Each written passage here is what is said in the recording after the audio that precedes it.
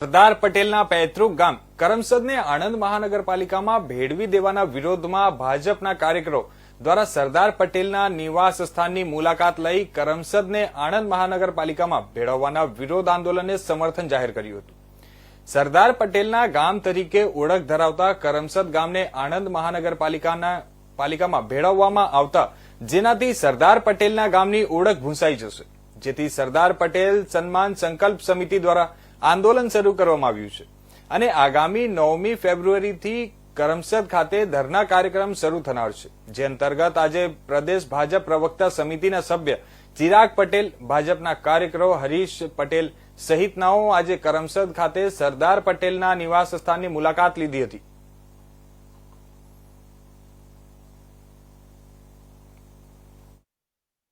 જય સરદાર, જય સરદાર। હું હરીશભાઈ પટેલ, ભારતીય જનતા પાર્ટીનો કાર્યકર, સાથે સાથે કરમસદ ગામનો નાગરિક તરીકે આજે આ સરદાર બચાવો કરમસદ બચાવની લડત માટે આવ્યો છું। મારા પરમ મિત્ર મિથિલેશભાઈને મેં કોન્ટેક્ટ કર્યો, સામેથી એમને મને નથી બોલાવ્યું, મેં એમને સંપર્ક કર્યો। આ આંદોલન હવે તમે લોકો ઘણી વખત તમે રજૂઆત કરી સરકાર જોડે, સાથે સાથે ભારતીય જનતા પાર્ટીના હોદ્દેદારો તથા MLA MP રજૂઆત કરતા બીવે છે, ત્યારે અમારા જેવા નાના કાર્યકરોને આગળ આવવું પડે છે કે ભાઈ અમે આવીશું, અમારા વોટથી તમે જીતો છો, અમે આવીશું તો ધ્યાનમાં લેવાશે। એટલે હું સાથે સાથે ભારતીય જનતા પાર્ટીના દરેક કાર્યકરને કહું છું, દરેક હોદ્દેદારને કહું છું કે તમે આગળ આવો, કરમસદને બચાવવા તમારી જરૂર છે।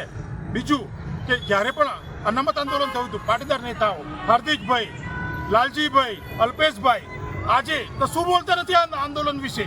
કેમ? ભાજપે ના પાડી છે તમને? અમે ભાજપના કાર્યકર છીએ છતાં પણ બોલીએ છીએ તમારી જરૂરત છે કરમસદને, આવો કરમસદમાં અને કરમસદને ન્યાય અપાવો। આજે કાળું કૃત્ય કર્યું છે સરકારે, રાતોરાત કરમસદનું નામ બદલી નાખીને આણંદ મૂકી દીધું।